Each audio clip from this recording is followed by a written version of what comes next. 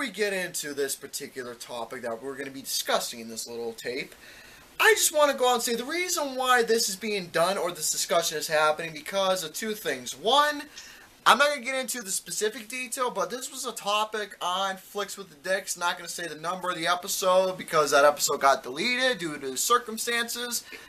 But I decided we're going to go back to this topic and go into a little bit more detail about it because let's just say the inspiration for this happened because apparently for this little special treatment, keep that in mind when I say special treatment, this just happened to one of the most beloved films of 2017, and that film is Three Billboards Outside Ebbing, Missouri. And you all know what Three Billboards Outside Ebbing, Missouri is about. If you want to know what it's about, either A, watch the movie, or B, you can do both, or B, watch my review, or C, do both A and B, and D means fuck you. So there you go. What happened to C? See you around? I can't wait to see the replay, that's all I'm going to say. C is both watch A and B, or in letter D. Hey Gary, I can't wait to see the replay, that's all I got to say. For what? You'll see. So introduce us, Mr. Kelvison. No, I'm not gonna. So anyways, folks, you all know who these people are, so I don't need to go and even bother. What do you mean, these people? Yeah, what do you mean, you people? I don't need to introduce... I don't need to introduce nobody. I don't need to introduce anyone. Whoa! You scared the shit out of me. But yes, go ahead, Garrison. What is the topic? The topic is a little thing called the frozen treatment. The frozen treatment is a nice little term. This basically means all beloved films that are well cherished and loved. Once it comes time around the Oscars or Global Globes or whatever the fuck any awards are involved around TVs. Later on down the road where it generates a lot of popularity. And then all of a sudden from there, just because it's getting either awards, nominations, and getting so much praise from critics, reviewers, blah, blah, blah, fans and people in general start to hate these movies and start writing articles and bitching and moaning all over social media saying bad things about these movies just because it's either A, doing good in the box office, B, it's winning awards / getting nominations, C, it's doing good on merchandise, D, merchandise, and D, it's just being loved for the movie as in general for how it was showcased as a film. And then people turn its back against it and lash on to it. And E, there is no E option. It's just A to D. Oh, by the way, I'm sorry. It's A, 2, 5, and 6. There you go. There is no E I am so fucking stupid because apparently some guy I know can't get the right letters after making statements. So yeah, I apologize about that. A, 2, and D. I think that's what he said. So anyways, folks, as the true film critic that I am, we're going to be going over some movies that are, how can I say, amazing and wonderful. Actually, no, that's the other guy who's the true film critic. I'm just the asshole who just comes on here to talk about it. That's Walter. That's lame, no pun intended. Yeah, Walter E. Pickleback. That jerk off in general. He's the true film critic. I'm just over here doing this stuff. But anyways, folks, the frozen treatment. Basically, this has been going on since Titanic, which is one of the films that got the frozen treatment. If you want to know what the frozen treatment's about, it's basically how this came off to me was the movie Frozen that came back that was released in 2013, and the film itself was. And let me tell you all about Frozen, a little summary form. Frozen was a beautiful story that brought back the classic Disney vibe, not only with the story surrounding princesses, but brought back those beloved, cherished musicals that you all know and love. And boy, the film itself was just an outstanding original fucking love Frozen. By the way, Frozen. can I say this about Frozen? It was also an original screenplay too, am I correct? I should be. I think you're actually right on that. Yeah, and it was an original movie, but then all of a sudden people started to play the game telephone and say, oh, let's hate this movie because it gets so much praises and awards and it didn't get merchandise. If I can add on to that, I think the reason why people were saying that is because the song Let It Go was very popular at the time too. Hugely popular. Huge popular. And here's the thing about this song: it was an original song too. For and by the movie. way, to everyone who hates that song, I love Let It Go. I love it too. I love that song. Not only is it a great song, but it fits the tone and the overall character-driven story. I will say that's not my favorite song from the film because that's "Do You Want to Be a Snowman" personally. But Let It Go, brilliant song nonetheless. Gary. Here's the thing, though, about the Frozen treatment, and I'm gonna tell you right now, it's not only me. It's these two fuck nuggets right here has also experienced it as well. Let me tell you what I mean. Mm-hmm. He's got this. Especially 2017. There was two films in particular that pisses me off. There was one film when someone explained it to me. I was just like, "You're serious?" So basically, here's what we all have in common of what we experienced. What that means is people who hate Frozen.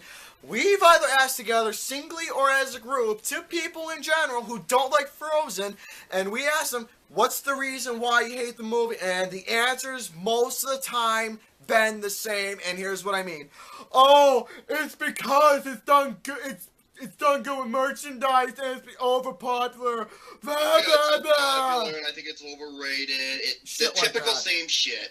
One particular person I know said, I hate it because of how goddamn popular it's gotten. I was Which just like, doesn't make sense to me. It's like, no, that's not a reason, dude. I know what you're talking about, too. See, sorry, pal. Just had to mention it. Here's a reason for me to, get explained. What I mean is, here's what I'm going to ask. For anyone who doesn't like Frozen or any of these movies in general, I don't want to hear that bullshit. I really don't. I want to hear in-depth detail of reasons why you don't like the movie as a movie. Not for just because of what it's getting between, Oscar or popularity, awards, popularity. You all get the drift on what I'm talking about here. I want to hear what people don't like about it as a film. Not just Frozen, but any of these films that we're going to mention that's getting this Frozen treatment in general. Now, one thing I want to mention, actually, at my screening I went to, at the part where one of the sisters got frozen near the end of the film, and when she came back, I'm not even kidding you, there was a little kid at the very front when she was saved who was like, "Told you!" And I was just like, I want to say, shut the fuck up, kid. As a kid, how about I frozen your nuts and then hit him with a hammer? Yeah, Frozen made me cry. It made me cry, honestly. Oh yeah, it's a beautiful movie. It really is a beautiful movie. Hey, Gary, he pulled an Austin. Yeah, I pulled a mate. It made me cry. Well, did you have a blast with it? Well, here's the... I can't say I enjoyed a blast with it, but it was just like, it was like watching the old school Disney films, basically. That's how it felt to me. Well, it brought it back. Even though even though Tangled first did it first, it was this movie that was like the breakthrough. Honestly, I feel like this movie did it better than Tangled. That's how I feel. Well, here's the thing, I thought it did better. Here's the thing, though. That film got me in tears too because it is a beautiful movie. It's it's a well scripted movie, well written, blah blah blah. Perfect 5 out of 5, 8+, blah blah blah. Best film I've seen all year. But clearly it's only January, or February, March, whatever it is, early in the year, blah blah blah. So here's the main reason why I wanted to do this particular tape. Anyway, here's the reason why we wanted to do it. And I was only speaking first person for a moment. The reason is because the film that's getting beloved is, like I said, 3 Billboards outside Ebbing, Missouri. And here's the thing that's been pissing me off. Love that movie so much. Here's the thing that's been pissing me off. I've been reading bitch comments saying, "Oh, this film has racism in it." Here's the thing, though. 3 Billboards doesn't have zero racism at all in it. Where does it showcase or show anything that involves racism? It takes place in the South, but then again, it kind of displays their culture well, and within the overall setting of what's going on. And something I'll add to it is that where most films only go with the black and white moral center, this film dives so deep into that gray center. It does it so well to the T, which is what Martin McDonagh does so perfectly with this movie. You want to see a racist film? Go see a Haunted House 2. That's a racist film. Oh yeah. Or the Tyler Perry movies. See those? The Tyler Perry movies. Yeah, those are films you want. If you want to see racism or that has it, yeah, those garbage films. But anyways, let me tell you all what 3 Billboards is about. It's about a mother who isn't grieving because the person who murdered her daughter is on the loose and the cops haven't done shit about it. So she puts up 3 billboards as a revenge area and won't stop till her killer has been caught. Yep. There you go. There's your there's the simple movie, plot. and it's not only an original screenplay, but it has literally the best actress of the whole entire year, Frances McDormand, as Mildred Hayes. Thank you very much. As Mildred Hayes. Mildred Hayes, played by Frances McDormand. Within 2017, Gal Gadot was my best actress that year. Until I saw Frances McDormand, dude, she stole it from me, and she became the best actress of 2017. And dude, she gave a spotlight performance. Really, it was just unlike anything I've seen in a while. And I'll say this right now, she gives a new term to the term "hell hath no fury like a woman scorned." Literally, she blocks that up. She gives a whole new meaning to that term. Seriously. So what I'm getting to the point is, we're explaining the good that Three Billboards has, and here people are bitching all over the internet, making bad remarks that is completely inaccurate, false, and just not right about the film at all. Like I said, about the racist remarks, and saying other bullshit about the film that does not even make sense, saying, oh, it's lazy, it's just bullshit that doesn't even consist, or it's not even true about this movie. I will blame two types of people. One, this place is fucking toxic. It slaps everybody in the face who are film enthusiasts. It is awful, and that is film Twitter. Film Twitter is a fucking disgrace.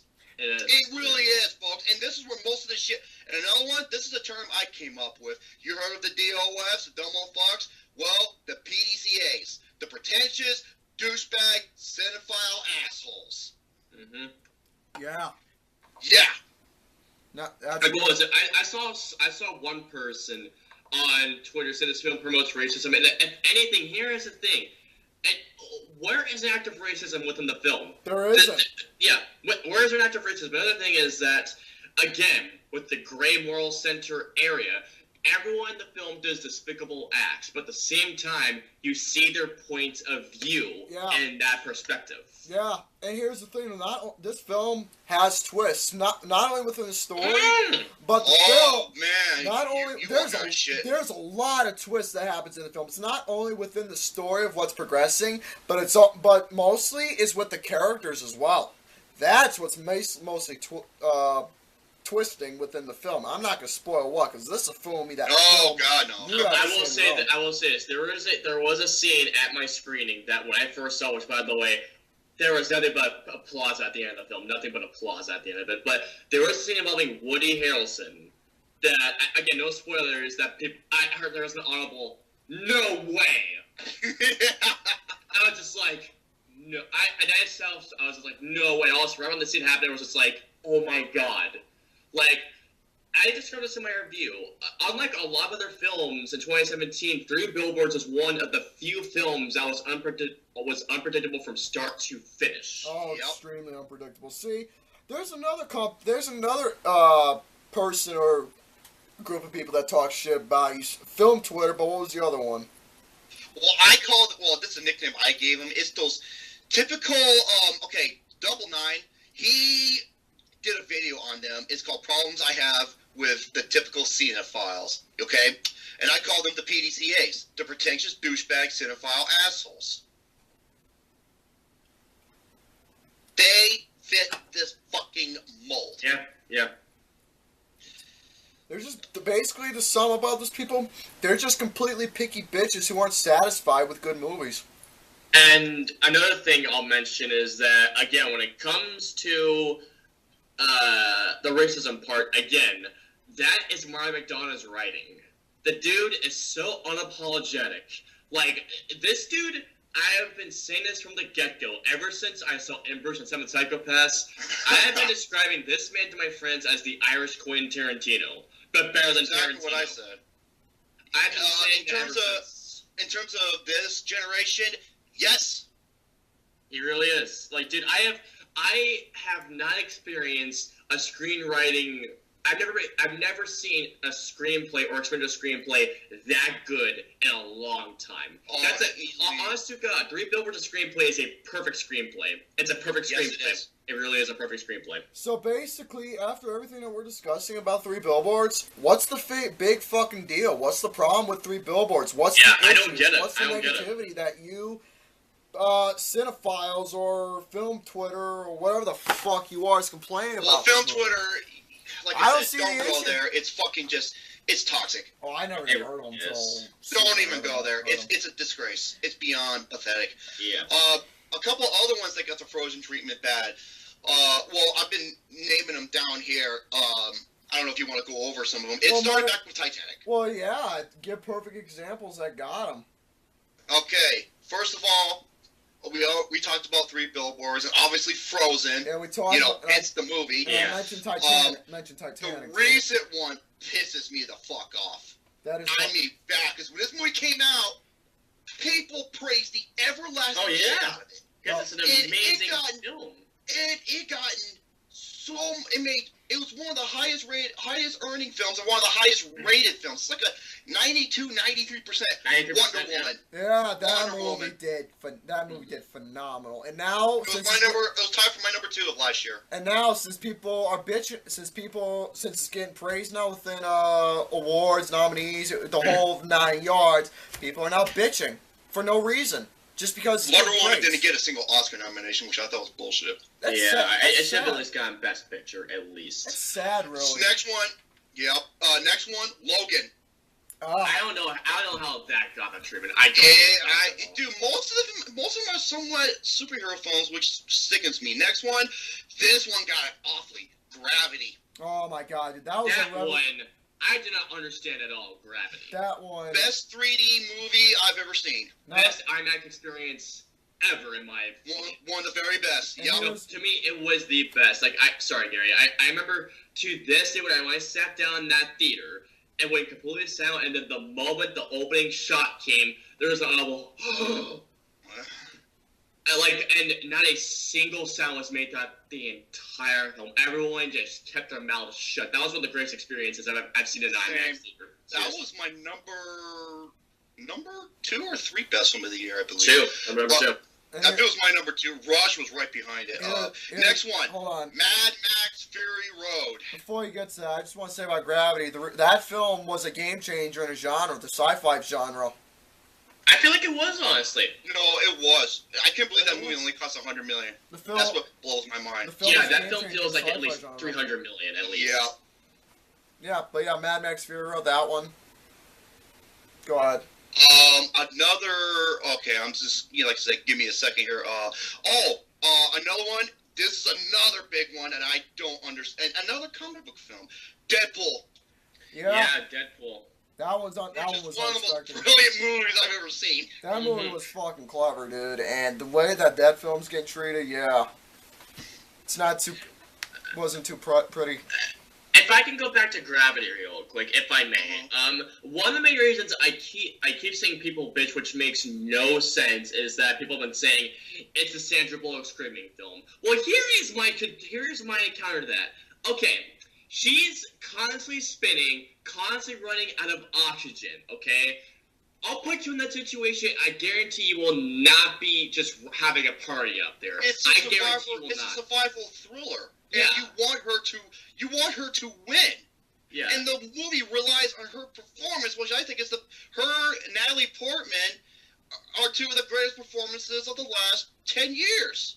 And I will say right now, along with Frances McDormand. Frances McDormand, yeah. And again, I'll say right now, people say, I would have done better. I was like, all right, we'll put you in a spacesuit, up in space, goodbye, we'll leave you spinning out there, and I guarantee you will be screaming your ass off the whole time. Well, she was like screaming, but she was in a panic mode. Yeah, and she was panicking.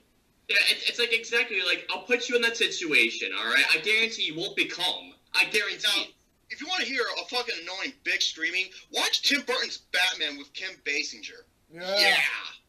You want to put a bullet in your fucking head. Oh, I mean Batman Returns? No, the original Batman with Kim Basinger my bad, plays the reporter. Yeah.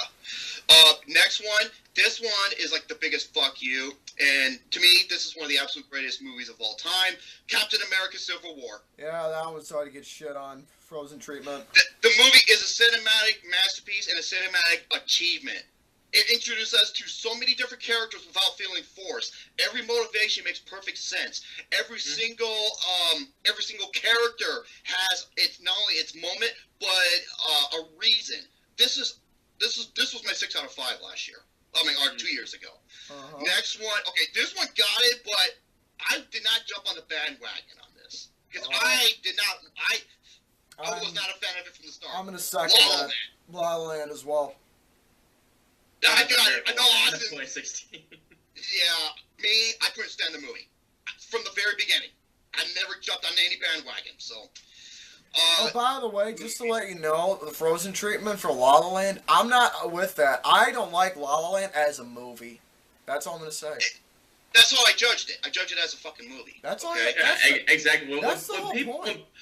When people hate film because of its popularity, I feel like they shouldn't have a say in things. To be honest, that's the point. That's the point of reviewing. That's the point of reviewing films.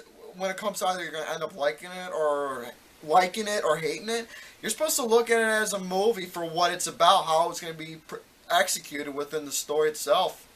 That's all. Oh, wait a minute! Did Dunkirk get the Frozen treatment too? Actually, I don't think so. I don't think it did. I mean, because I know a lot of people were saying love, but then a lot of people were saying it had no character development, which wasn't the point of the movie. Okay, Brett Greer. Guess what? A film that's very similar to this. Okay, yet they didn't say the same thing to this movie. United 93. Think about it. I've yet to see United 93. I've yet to see that film. Okay, it's putting you in a situation and it's presented like in real time in a way. It's like you in that experience. That's exactly what United 93 did, and that's exactly what Dunkirk did. Yeah, they don't say that to 1993, which is, it's like I said, it's crazy. Yeah. And by the way, if you've never seen those two movies, I suggest you do it because I need to see 1993, but fucking love Dunkirk. Love that film. Okay, next, the Hunger Games, the first 2 Hunger Game movies. I never jumped on the whole. I will say this right now. Never. Really I don't love the first. I don't love the first Hunger Games. In fact, I do find it a bit overrated. I'm not on the Frozen unit because again, I don't hate a movie for its popularity. I hate it because of the filmmaking within it. You know what, Austin? You got Catching Fire. I thought was really good. You know what, Austin? You got a point. It's not the Hunger Games for you. It's the Starving Games for you. There we go. That's the film. Don't ever bring up that shit, please. Gary, don't you dare. Anyways, Catching Fire. Love Catching Fire. Really good. Love that film. I am such an asshole. Mockingjay Part 1, I really liked.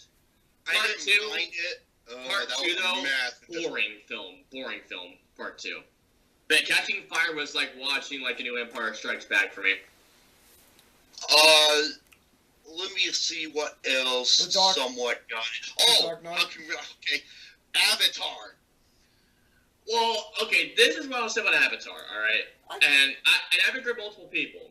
Gary? Sorry, Gary, sorry. I was going to say about Avatar, though, the movie itself was okay. I mean, I didn't love it because of one thing that really caught my attention, made that movie actually passable for me, was the whole set design, the characters, and the cinematography. Groundbreaking, yeah. The visual effects, the cinematography, and characters, that's what really made this movie passable for me. But the thing that didn't make it passable was the storytelling, because I've seen the same exact story before. You've seen it, and it's been done better, like The Last Samurai, or Dancing with Wolves. Last Samurai is incredible. Or there's a couple other ones on there. Pocahontas. The thing I was going to say is that, yes, visually the film is a visual spectacle. It's a spectacle. It's flawless. However, plot-wise, like you two mentioned, the film rips off so many other films. It really does. Now, don't get me wrong. I like Avatar. I like it a lot. But do I find it to be one of the best films ever? Hell no.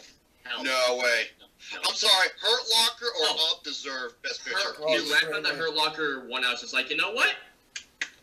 Congrats. Yeah. because that was a movie that defined it changed the way we look at war films in a way. Oh yeah. The Dark. Okay, this one is massive. The Dark Knight Rises. Yeah, that's a huge one. That right there was the conclusion. Not only the conclusion, but that was the spectacle behold within the whole new aspect of the Batman films. That was like. And I know why it got some backlash, because it wasn't like the Dark Knight. That is the reason why. Which I will say right now. Okay, when you're going from Batman Begins, which is an awesome Batman film, The Dark Knight is essentially a perfect comic book film. Yeah. I think it's perfect comic book film. Well, okay, I can't. Well, I won't say this. It's a masterpiece when it comes to comic book films. It's this generation's Citizen Kane. But then, so then basically when you're making Dark Knight Rises, that bar set by The Dark Knight was so damn high. And I don't think Rises is as good as The Dark Knight. I think Dark Knight is the best one, but nothing against Rises, because Rises was great. Yeah, Rises was a great conclusion. It was my favorite film of 2012, but I don't take that back. And plus, I don't either. And plus, here's that the is thing, though. my picks. Here's the thing about The Dark Knight Rises. That film, just like with The Dark Knight, it had reasons, it had explanations, and now we're getting frisky in this little video. I see. Oh shit! You scared him away, Gear Bear. Oh, never mind. Let me. I was gonna say, shut her off my cam. We're getting a little frisky here in this little video. What are you doing? Right now, what we're doing is we're just going over the Frozen treatment real quick. We're almost finished. We're almost finished. You're doing the what? We're doing a video called The Frozen Treatment, going over films that got this particular treatment. Oh, okay. Yeah, we're literally almost finished.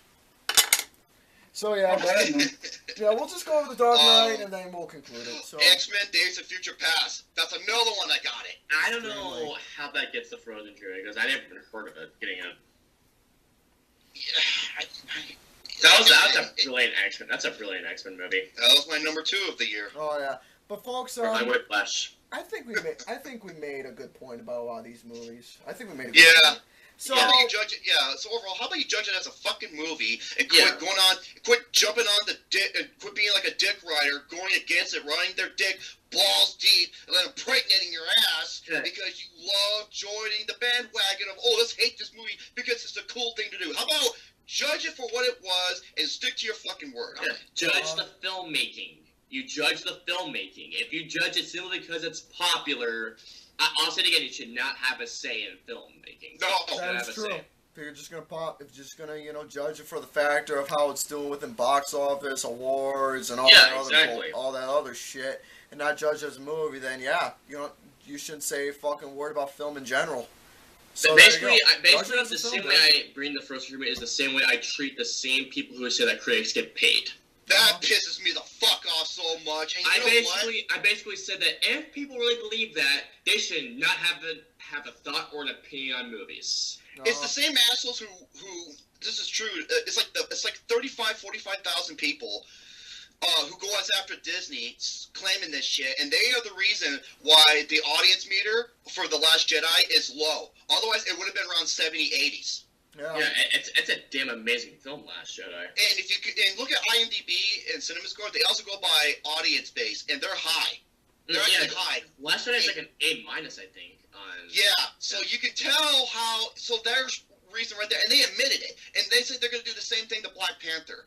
Fuck these people, dude. They are some of the worst. They don't need Fuck these goddamn DC dick riders, man. See, there's a lot of groups and fan bases out there who are just not only picky, but they're just bitches. Yeah. That's all I can say. So, folks, to conclude this little summary, and while I get myself another Logan Berry, which is a local product you'll find here in Buffalo, right now, folks, don't be a hater on film. Be a masturbator. So, or as one particular character says, they hate us because they ain't us. I think that movie's funny. So basically, all I can say is, folks, please and kindly enough, don't be a fuck bag. Be a love bag. So, yeah. which means if you're going to see a movie or a review it or say, have a saying at all, at least please be kind enough to judge it as a movie instead of hating it for the praise it's getting. See how nice I'm being? I'm being extremely nice because if you cross me on that particular part or pull that shit on me, let's just say these come on, I'm going to be very upset. So, folks, you don't make Mr. Kip. You don't want to make me upset. No, you also, don't. You don't want to upset Billboards. Yeah, god damn it. And I hope it wins. That or Dunkirk. Uh-huh. So, folks, and that's I'm just going to say my final words. Once again, motherfuck Film Twitter, and motherfuck the group, the anti-Disney group, and motherfuck the PDCAs. Now, if you excuse me, I'm going to watch some porn starring, let's see, who could it be this teen? Daphne Rose, the hot BBW MILF. And you know what? I'm going to say the same thing, but instead, Heather Van Devon. Now, I'm going to get out of here.